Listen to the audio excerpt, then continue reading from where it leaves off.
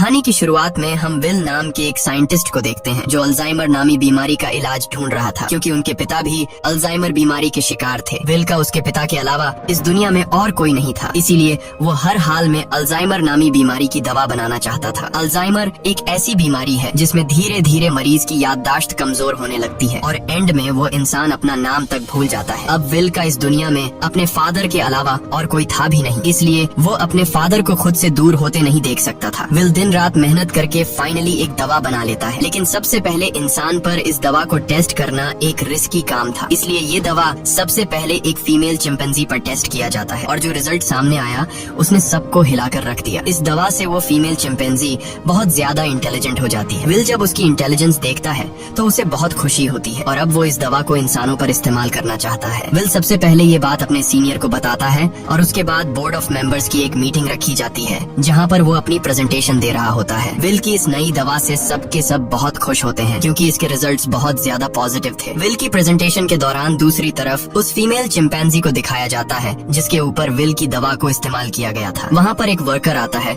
जो उसे वहाँ से दूसरी जगह शिफ्ट करना चाहता है, लेकिन आज उस चिंपैंजी का नेचर थोड़ा अलग था। वो उस जगह से दूसरी जगह शिफ्ट नहीं होना चाहती थी। जब वर्कर जबरदस्ती करता है तो उस चिंपैंजी को बहुत गुस्सा आता है। वो उस वर्कर का हाथ पकड़ लेती है और उसके बाद वहाँ से निकलकर चारों तरफ तोड़ फोड़ करना शुरू कर देती है। वो काबू से बाहर हो गई और उस जगह पहुँच जाती है जहाँ पर बोर्ड ऑफ मेंबर्स की मीटिंग चल रही होती है। यहाँ पर विल चाह कर भी उसे कंट्रोल नहीं कर पाता क्योंकि ये चिंपैंजी बहुत ज्यादा गुस्से में होती है, इसलिए इस चिंपैंजी को गोली मारनी पड़ती है जिससे उस चिंपैंजी की मौके पर ही मौत हो गई। इस हादसे के बाद बोर्ड के मेंबर्स ने ये माना कि विल की दवा की वजह से ये चिंपैंजी एग्रेसिव हो गई थी और अब चिंपैंजी की मौत के साथ साथ विल का ये पूरा का पूरा एक्सपेरिमेंट भी पूरी तरह से खत्म हो गया है। बोर्ड के मेंबर्स ने लैब में रखे सारे चिंपैंजी को मारने का हुक्म दिया क्योंकि उन पर भी विल की बनाई हुई दवा का इस्तेमाल किया गया था। हालांकि विल अपने बॉस को कन्विंस करने की कोशिश करता है कि मेरी दवा में कोई प्रॉब्लम नहीं है, लेकिन उसका बॉस साफ साफ मना कर देता है। वो कहता है कि अगर तुम्हारी दवा में प्रॉब्लम नहीं होती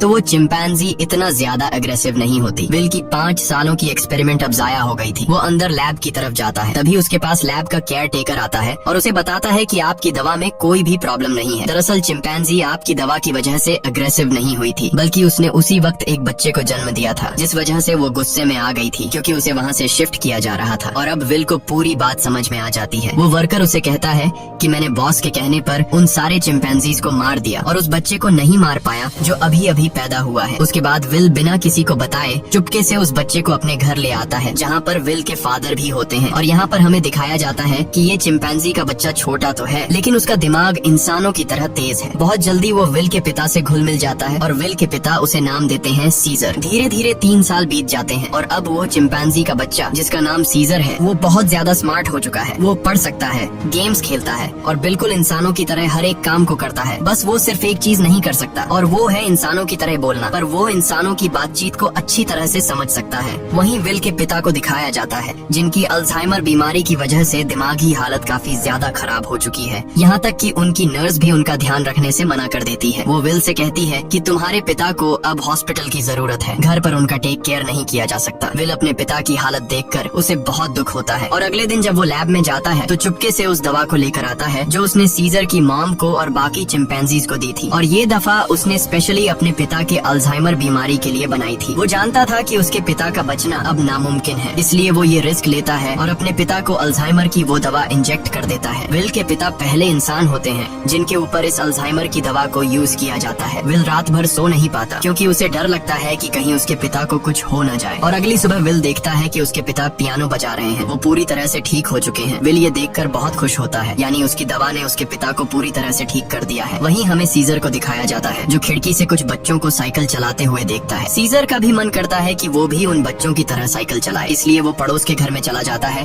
पर इस घर का मालिक बहुत ही खड़ूस इंसान था। वो सीजर को देख लेता है। अब वो सीजर को मारने के लिए बेसबॉल का बैट उठाकर उस पर हमला कर देता है, लेकिन उससे पहले कि वो उसे बुरी तरह से मारता, यहाँ पर विल और उसके पिता सीजर को बचा लेते हैं। विल पड़ोसी को समझाने की कोशिश करता है कि ये सिर्फ खेलने की कोशिश कर रहा था, इससे तुम्हें कोई खतरा नहीं है। पड़ोसी कहता है कि ये मेरे बच्चों को नुकसान पहुंचा सकता है और अगर ये बंदर का बच्चा दोबारा यहाँ पर आया तो मैं इसे मार दूंगा। यहाँ पर सीजर के पैर पर चोट लग गई होती है, इसलिए विल उसे डॉक्टर कैरोलिन के पास ले जाता है और जब कैरोलिन उसका इलाज करती है तो उसे पता चलता है कि ये बहुत ज्यादा इंटेलिजेंट है क्योंकि सीजर विल से इशारों में बात कर रहा होता है। जल्द ही विल और डॉक्टर कैरोलिन की आपस में दोस्ती हो जाती है। कैरोलिन को सीजर बहुत पसंद आ जाता है, इसलिए वो विल के घर आना शुरू कर देती है, जहाँ उसे पता चलता है कि सीजर हमेशा घर पर रहता है, उसे बाहर नहीं ले जाया जाता, इसीलिए सीजर हमेशा खिड़की से बाहर देखता रहता है। कैरोलिन विल से कहती है कि हमें उसे बाहर ले जाना चाहिए। विल को ये आइडिया पसंद आया और अगले दिन विल और कैरोलिन सीजर को पास के एक जंगल में ले गए, जिसका नाम रेडवुड है। वह खूबसूरत जंगल सीजर के लिए किसी जन्नत से कम नहीं था। सीजर को ये जगह बहुत पसंद आई और इसी तरह से 2 साल और बीत जाते हैं। अब विल और कैरोलिन एक दूसरे के साथ रिलेशनशिप में आ चुके हैं। सीजर भी अब बड़ा हो चुका है और ये लोग हमेशा उस जंगल में आते। एक दिन जब ये लोग रेडवुड जंगल में होते हैं तो वहाँ एक फैमिली आती है, जिनके पास एक डॉग होता है, जिसके गले में पट्टा बांधा गया होता है। वह डॉग सीजर पर भौंकने लग जाता है, जिसे देखकर सीजर बहुत ज्यादा मायूस हो जाता है। सीजर इसलिए मायूस नहीं होता कि डॉग ने उस पर भौंका, बल्कि वो डॉग के गले में पट्टा देख लेता है और पट्टा तो उसके गले में भी विल ने बांधा था। वो विल से इशारे में पूछता है, क्या मैं तुम्हारा कोई पालतू जानवर हूँ? जिस पर विल जवाब देता है, नहीं, तुम पालतू नहीं हो, तुम मेरे बेटे हो। पर सीजर अब समझदार हो चुका था। वो अपने बारे में जानना चाहता था कि वो कौन है और कहाँ से आया है, इसलिए विल सीजर को अपनी लैब के बाहर ले जाता है और बताता है कि तुम्हारी मॉम यहाँ पर थी, हमने उसके ऊपर एक दवा का इस्तेमाल किया था और उसी दवा की वजह से आज तुम इतने ज्यादा इंटेलिजेंट हो। अब सीजर को अपने बारे में सब कुछ पता चल चुका है। इसके बाद ये लोग घर आते हैं,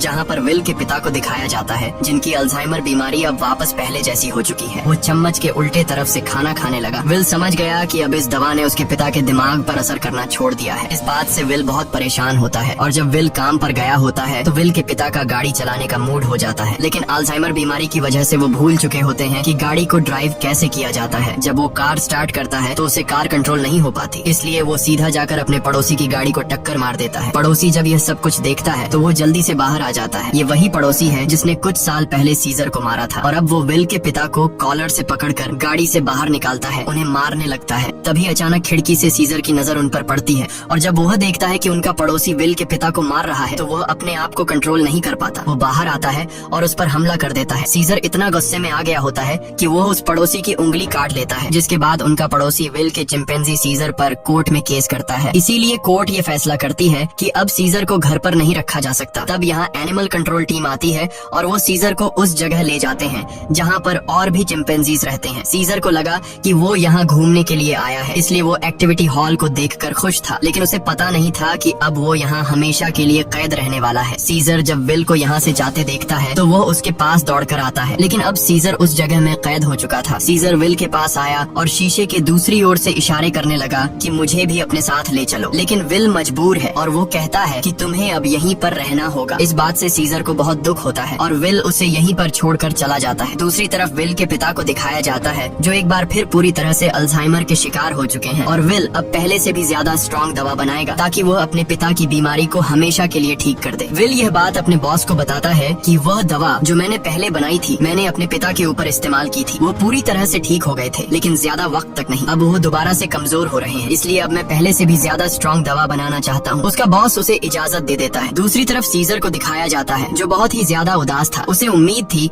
कि जल्द विल आकर उसे घर ले जाएगा। वो सामने की दीवार पर चौक से एक ड्राइंग बनाता है, जो कि उस खिड़की का नक्शा था जिससे वो अपने घर से बाहर देखा करता था। वो अपने घर को बहुत ज्यादा मिस कर रहा था। इधर विल दिन रात कड़ी मेहनत के बाद वो दवा बना लेता है। अब इस दवा को एक चिंपैंजी पर यूज करने की तैयारी की जाती है और जब दवा को उसकी बॉडी में इंजेक्ट किया जा रहा होता है तभी प्रेशर की वजह से एक पाइप निकल जाता है। वहाँ पर उनका एक वर्कर होता है जिसका नाम फ्रैंकलिन है। दवा की कुछ गैस उसकी नाक के अंदर चली जाती है क्योंकि उसने मास्क नहीं पहना होता। हालांकि उस वक्त उस पर गैस का कोई असर नहीं पड़ता और यह लोग उस चिंपैंजी के बॉडी में दवा इंजेक्ट कर लेते हैं, जिसके बाद वो चिंपैंजी बहुत ज्यादा इंटेलिजेंट हो जाता है, यानी कि उनकी यह दवा भी कामयाब हो गई। इसके बाद विल और कैरोलिन सीजर से मिलने जाते हैं, जिसे बहुत ही छोटे पिंजरे के अंदर कैद किया गया होता है। यहाँ पर सीजर के हाथ में चोट भी लगी होती है, जिससे विल को बहुत गुस्सा आता है और वहाँ के गार्ड्स को धमकी देता है कि अगर तुमने इसके साथ कोई भी गलत सलूक किया तो मैं तुम्हारे इस जगह को बंद करवा दूंगा। विल के आने से सीजर बहुत खुश था क्योंकि वो समझ रहा था कि विल आज उसे घर वापस ले जाएगा, लेकिन विल उसे कहता है कि जब तक कोर्ट मुझे इजाजत नहीं देती मैं तुम्हें घर वापस नहीं ले जा सकता। जिसके बाद विल यहाँ से चला जाता है और सीजर बहुत ज्यादा उदास हो जाता है। उसे घर की बहुत याद आती है। यहाँ उसे गंदा खाना और जेल का स्टाफ उसके साथ बहुत बुरा सलूक करते हैं। जब विल अपने घर जाता है तो देखता है कि उसके पिता की हालत बहुत ज्यादा खराब है। वो उन्हें दवा देना चाहता चाहता है, पर विल के पिता मना कर देते हैं। वो कहते हैं कि अब मेरा वक्त आ चुका है, और उसके बाद विल के पिता की डेथ हो जाती है। विल अपने पिता की डेथ से पूरी तरह से टूट जाता है और अब सीजर के अलावा उसका कोई भी नहीं है। वो उसे अपना बेटा मानता है, इसलिए वो बहुत सारे पैसे लेकर उस जगह जाता है जहाँ पर सीजर को कैद किया गया है। वहाँ का जो हेड होता है, विल उसे बहुत सारे पैसे देता है और कहता है कि मैं सीजर को अपने साथ ले जाना चाहता हूँ। उस जगह का हेड इतने सारे पैसे देखकर विल की बात मान जाता है। विल सीजर के पास आया और उसे अपने साथ चलने को कहा, लेकिन सीजर दरवाजा बंद कर देता है क्योंकि अब वो विल के साथ नहीं जाना चाहता। हालांकि सीजर को विल से बिछड़ने का दुख तो था, लेकिन अब वो किसी का पालतू बनकर जिंदगी नहीं गुजारना चाहता था। वो अपने साथ साथ उस जगह में बंद बाकी चिंपैंजीज को भी आजाद देखना चाहता था, जिसके बाद विल को लौटना पड़ता है। रात को उस जगह काम करने वाले एक लड़के के कुछ दोस्त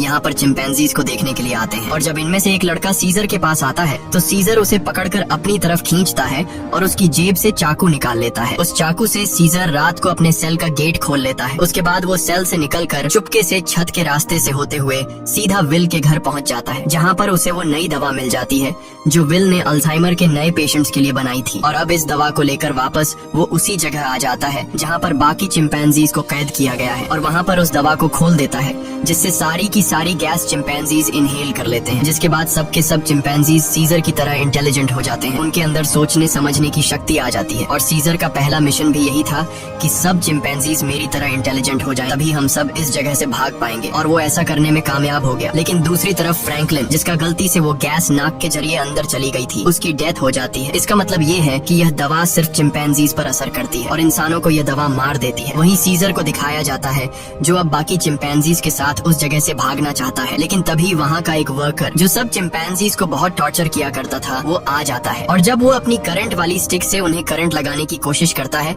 तो सीजर उसका हाथ पकड़ लेता है। वो कहता है कि अपने गंदे हाथ मुझसे दूर रखो, और यहाँ पर पहली बार सीजर बोलता है नो। इसके बाद सीजर उसे पंच मारकर वहीं पर गिरा देता है और बाकी सब चिंपैंजीज को आजाद कर देता है। वो वर्कर उठकर एक बार फिर से अपनी इलेक्ट्रिक स्टिक लेकर उनकी तरफ बढ़ता है, लेकिन सीजर उस पर प्रेशर से पानी खोल देता है, जिससे उसे करंट लगने से उसकी मौत हो जाती है। इसके बाद सीजर सब चिंपैंजीज को लेकर पास के एक जू में पहुंच जाता है। वो वहाँ के सभी चिंपैंजीज को आजाद करके अपनी टीम में शामिल कर लेता है, और अब ये सब के सब विल की लैब में पहुंच जाते हैं। वहाँ पर भी बहुत सारे चिंपैंजीज होते हैं, ये उन्हें भी आजाद कर देते हैं, और अब इन सब की एक टीम बन चुकी है। वहीं विल, जिसे सीजर की बहुत ज्यादा याद आती है, वह उस जगह कॉल करता है जहाँ पर सीजर को कैद कर रखा गया था, पर उसका कॉल कोई रिसीव नहीं करता, इसलिए वह जल्दी से कैरोलिन के साथ वहाँ पर पहुँच जाता है। वो देखते हैं कि यहाँ पर तो एक भी चिंपैंजी मौजूद नहीं। तभी उन्हें एक जख्मी वर्कर दिखाई देता है। विल उससे पूछता है कि यहाँ पर क्या हुआ। वह बताता है कि तुम्हारा सीजर सबको अपने साथ ले गया, और वह पहली बार बोला भी था। ये सुनकर विल बहुत ज्यादा परेशान हो जाता है, और अब वह समझ जाता है कि सीजर अपने सभी साथियों के साथ रेडवुड जा रहा है, जहाँ पर बचपन में उसे ले जाया करता था। सीजर शहर के रास्ते से अपने साथियों के साथ आगे की तरफ बढ़ रहा होता है। रास्ते में एक ब्रिज आता है जहाँ पर पुलिस उनका रास्ता रोक लेती है, और इसके बाद चिंपैंजीज और पुलिस के बीच में एक बहुत बड़ी फाइट होती है। हालांकि सीजर का मकसद इंसानों को चोट पहुंचाना नहीं था, बल्कि अपने चिंपैंजी भाइयों को आजाद करके उन्हें रेडवुड जंगल तक पहुंचाना था। उनके ऊपर हेलीकॉप्टर से हमला किया जाता है, और जब सीजर को नुकसान पहुंचने वाला होता है तो तभी वहां पर एक गोरिल्ला हेलीकॉप्टर के ऊपर कूद जाता है और हेलीकॉप्टर को क्रैश कर देता है, जिससे उसकी जान चली जाती है। और तभी वहां पर कोबा नामी चिंपैंजी आता है। कोबा वही चिंपैंजी है जिसकी बॉडी पर लैब में एक्सपेरिमेंट किया गया था, जो उस आदमी को मार देता है जो हेलीकॉप्टर से उन पर गोलियां चला रहा था। यहाँ जब एक गोरिल्ला पुलिस वाले को चीरने वाला था, तब सीजर उसे रोक लेता है, क्योंकि सीजर पुलिस वालों को रोकना चाहता था, उन्हें मारना नहीं। अब ये सब के सब ब्रिज को क्रॉस कर रेडवुड पार्क पहुंच जाते हैं, जहाँ पर विल भी कुछ देर में पहुंच जाता है। वो सीजर को आवाजें देने लगता है। इस दौरान एक दूसरा चिंपैंजी विल पर हमला करने वाला होता है कि तभी सीजर उसे रोकता है। विल सीजर से कहता है कि तुम मेरे साथ घर चलो, नाराजगी छोड़ दो, नहीं तो पुलिस तुम सबको मार देगी। सीजर विल को अपने गले लगाता है और उसके कान में कहता है कि अब यही मेरा घर है, और विल समझ जाता है कि सीजर को उसकी दुनिया मिल चुकी है, वह उसके साथ लौट कर नहीं आएगा। विल सीजर से कहता है ठीक है, ये तुम्हारी जिंदगी है, जी लो इसे। जिसके बाद विल सीजर को यहीं छोड़कर चला जाता है। अब सीजर और उसके साथियों की यह एक नई दुनिया है, और सीजर इन सब का लीडर है। वहीं हमें विल के पड़ोसी को दिखाया जाता है, जिसकी उंगली सीजर ने काटी थी, और अचानक उसकी नाक से खून निकलने लगता है। दरअसल फ्रैंकलिन, जो विल का कलीग था, जिसने एक्सपेरिमेंट के दौरान गैस इनहेल कर ली थी, वो ये सब कुछ बताने के लिए विल के घर आया था। लेकिन विल घर पर न होने की वजह से फ्रैंकलिन उसके पड़ोसी के पास गया। अचानक उसे खांसी आई, जिससे खून के छींटे उसके ऊपर गिर गए, और अब ये भी उस वायरस से इन्फेक्टेड है। दरअसल ये एक पायलट होता है जो कि इंटरनेशनल फ्लाइट्स उड़ाता है। इसका मतलब ये वायरस पूरी दुनिया दुनिया में फैला देगा, जिससे पूरी दुनिया बदल जाएगी। और होता भी ऐसा ही है। इस मूवी का सेकंड पार्ट 2014 में आया था, जिसमें दिखाया जाता है कि वायरस को फैले हुए आज 10 साल हो चुके हैं और दुनिया से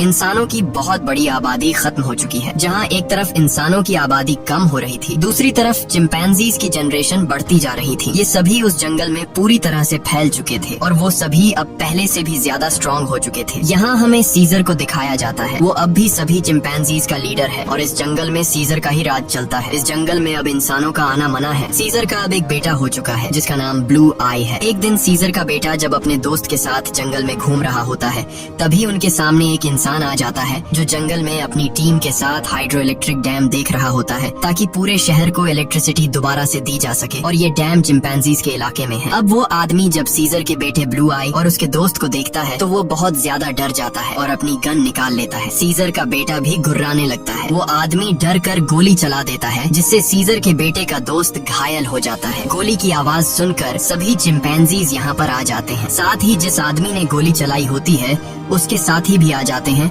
जो यहाँ पर डैम ढूंढ रहे होते हैं। चिंपैंजीज उन्हें मारना चाहते हैं। वो सब उन लोगों पर बहुत ज्यादा गुस्सा होते हैं। तभी इंसानों के ग्रुप का लीडर आगे आता है जिसका नाम मैल्कम है। वो सीजर से बात करता है। वो उसे बताता है कि हम यहाँ पर किसी को नुकसान पहुँचाने के लिए नहीं आए, हम तो बस यहाँ सिर्फ शहर की बिजली ठीक करने के लिए डैम ढूंढ रहे हैं। सीजर उससे कहता है चलो ठीक है, इस बार तुम आ गए लेकिन दोबारा यहाँ पर मत आना, तुम सब यहाँ से चले जाओ। अब वो सब के सब यहाँ से चले जाते हैं और इन्हीं चिंपैंजीज में जो कोबा होता है, जिसके ऊपर कभी इंसानों ने एक्सपेरिमेंट्स किए थे, जो इंसानों से बहुत ज्यादा नफरत करता है, वो सभी चिंपैंजीज से कहता है कि इंसान दोबारा से हमारे इलाके में आ गए हैं, वो हमें फिर से नुकसान पहुँचाएंगे, इसलिए इंसानों को हमें अपनी ताकत दिखानी होगी। और सीजर भी अब उसकी बातों में आ जाता है और ये सब तय करते हैं कि ये इंसानों की बस्ती में जाएंगे।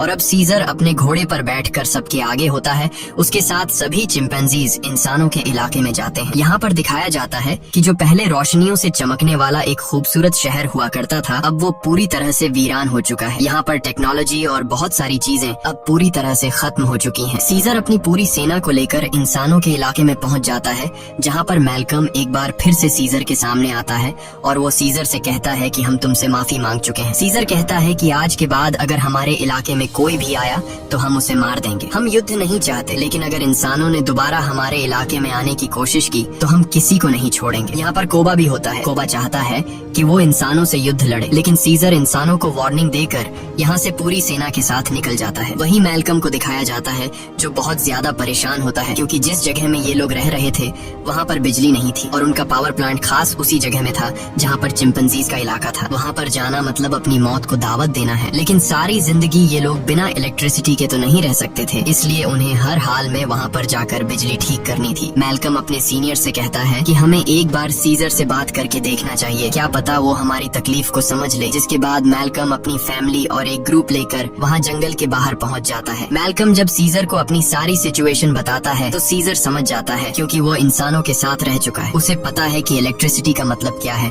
और इंसानों के लिए वो कितनी जरूरी है। सीजर कहता है ठीक है, तुम लोग अंदर आ सकते हो, मगर एक शर्त पर, तुम्हें सारे हथियार हमारे हवाले करने होंगे। मैल्कम मान जाता है और अब अपनी टीम के साथ वो उस जगह पहुंच जाता है जहां पर पावर प्लांट है और इसके बाद ये लोग वहां पर काम करना शुरू कर देते हैं। मैल्कम की वाइफ और उसका बेटा चिंपैंजीज के बच्चों से बहुत जल्दी घुल मिल जाते हैं और जब ये लोग पावर प्लांट पर काम कर रहे होते हैं तभी एक चिंपैंजी को वहां पर छुपी हुई एक गन मिलती है और वो गन सीधा वो लेकर जाता है सीजर के पास। और जब सीजर को पता चलता है कि इंसान अपने साथ छुपाकर यहाँ पर गन लाए हैं तो उसका गुस्सा एक बार फिर से भड़क जाता है और वो मैल्कम और उसके साथियों से कहता है तुम जंगल छोड़कर चले जाओ। लेकिन तभी सीजर को पता चलता है कि उसकी पत्नी, जो बहुत लंबे समय से बीमार थी, मैल्कम की पत्नी ने उसे दवा दी थी, जिससे अब वो पूरी तरह से ठीक हो गई। ये देखकर सीजर इंसानों को एक और मौका देता है। वो कहता है तुम्हारे पास एक दिन और है, तुम इस पूरे पावर प्लांट को ठीक कर सकते हो और इसके बाद यहाँ से चले जाना। दरअसल मैल्कम का एक साथी जो कभी एक पुलिस ऑफिसर हुआ करता था, उसे चिंपैंजीज पर बिल्कुल भरोसा नहीं है। वो उनसे नफरत करता है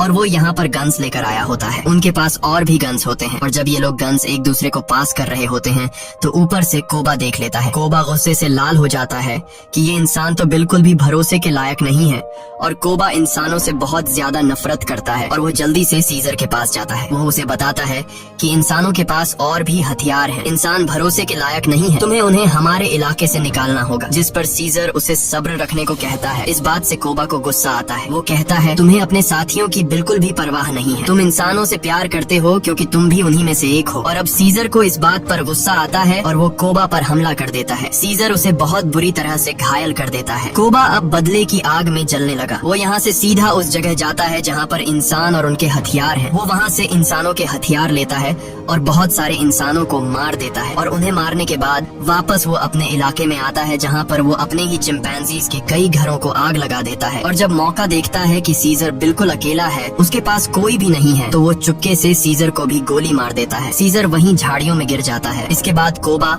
अब सभी चिंपैंजीज के पास जाता है और कहता है इंसानों ने हमारे घर जला दिए और हमारे लीडर सीजर को भी मार दिया। वो हम पर हमला कर रहे हैं, हमें उन्हें सबक सिखाना होगा। कोबा इंसानों के खिलाफ युद्ध का ऐलान कर देता है। साथ ही वो यह भी ऐलान करता है कि अब मैं तुम सब का लीडर हूँ। इसे सब लीडर मान लेते हैं और इंसानों से युद्ध लड़ने के लिए तैयार हो जाते हैं। दूसरी तरफ इंसानों को दिखाया जाता है जहाँ उनके घरों में अब लाइट आ चुकी होती है क्योंकि पावर प्लांट ठीक हो चुका है। वो सब एक साथ मिलकर एंजॉय कर रहे होते हैं। वहीं कोबा अपनी पूरी सेना के साथ उस जगह पहुंच जाता है जहां पर इंसानों के हथियार हैं। सबसे पहले ये चिंपैंजीज इंसानों के हथियार को लूटते हैं और इसके बाद उन्हीं हथियारों से इंसानों के ऊपर हमला कर देते हैं। कई इंसानों को मार दिया जाता है। यहाँ पर वो छोटा चिंपैंजी भी होता है जिसे जंगल में एक इंसान ने गोली मारी थी और अब कोबा उसे हथियार देता है और कहता है तुम्हें इंसानों को मारना होगा। पर वो मना कर देता है क्योंकि सीजर ने उसे सिखाया था कि कभी भी किसी भी इंसान पर बिना वजह हमला मत करना। और जब वो बच्चा कोबा का ऑर्डर नहीं मानता तो कोबा उसे मार देता है। साथ ही जो चिंपैंजीज उसका हुक्म नहीं मानते वो उन्हें कैद कर लेता है। वही जंगल में मैल्कम और उसकी वाइफ शहर की तरफ आ रहे होते हैं। तभी वहाँ पर उन्हें सीजर दिखता है जो बहुत बुरी तरह से घायल होता है। वो सीजर को अपनी गाड़ी में बैठाकर अपने घर ले आते हैं। वो उसका ट्रीटमेंट करते हैं और सीजर का अच्छी तरह से ख्याल रखते हैं जिससे सीजर की जान में दोबारा जान आ जाती है। सीजर के होश में आने के बाद वो उन्हें बताता है कि मेरे पर हमला मेरे साथी ने किया है जिसका नाम है कोबा। मैल्कम को भी यहाँ पर पूरी बात समझ में आ जाती है। सीजर पूरी तरह से ठीक नहीं था, इसीलिए उसे पूरी तरह से रिकवर करने के लिए मैल्कम मेडिसिन लाने के लिए स्टोर पर जाता है और तभी उसके सामने सीजर का बेटा आ जाता है जिसके हाथ में गन होती है। वो मैल्कम को शूट करने वाला होता है कि मैल्कम उसे बता देता है तुम्हारे पिता सीजर अब भी जिंदा हैं, वो हमारे पास हैं और उन्हें और किसी ने नहीं बल्कि कोबा ने शूट किया है। इसके बाद मैल्कम सीजर के बेटे को अपने घर ले आता है। वो अपने पिता को जिंदा देखकर बहुत खुश हो जाता है। जहाँ पर सीजर का बेटा सीजर को बताता है कि किस तरह से कोबा ने अपने आप को लीडर बनाया और उसने बाहर की दुनिया में मासूम लोगों की जान ली। सीजर के बेटे को भी अब पता चल चुका है कि उसके पिता सीजर पर और किसी ने नहीं बल्कि कोबा ने गोली चलाई थी। इसीलिए अब वह वापस उसी जगह जाता है जहाँ पर कोबा ने इंसानों को और बहुत सारे चिंपैंजीज को बंदी बनाकर रखा है। सीजर का बेटा सबको आजाद कर देता है। मैल्कम भी उनका साथ देता है और वो उन सबको टावर के अंदर ले आता है जहाँ पर उसकी मुलाकात वही पुलिस ऑफिसर से होती है। वह ऑफिसर मैल्कम को बताता है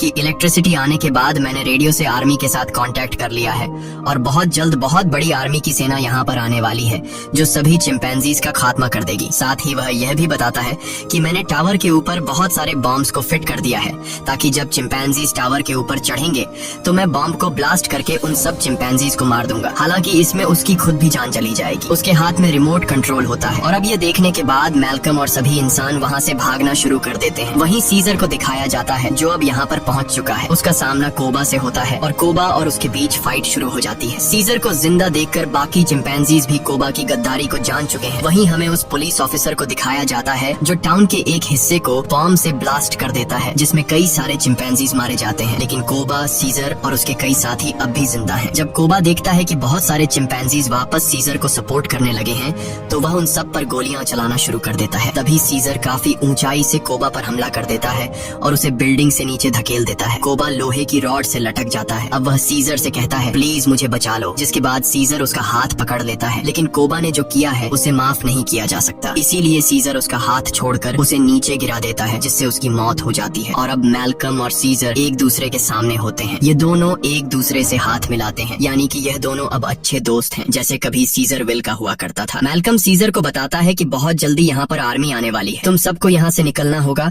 ताकि इस जंग को रोका जा सके। सीजर कहता है कि अब इंसानों और चिंपैंजीज के बीच जो वॉर है उसे कभी खत्म नहीं किया जा सकता। इसी के साथ यह कहानी खत्म हो जाती है। अगर वीडियो आपको अच्छी लगी हो तो हमारे चैनल को सब्सक्राइब और वीडियो को लाइक जरूर कीजिएगा।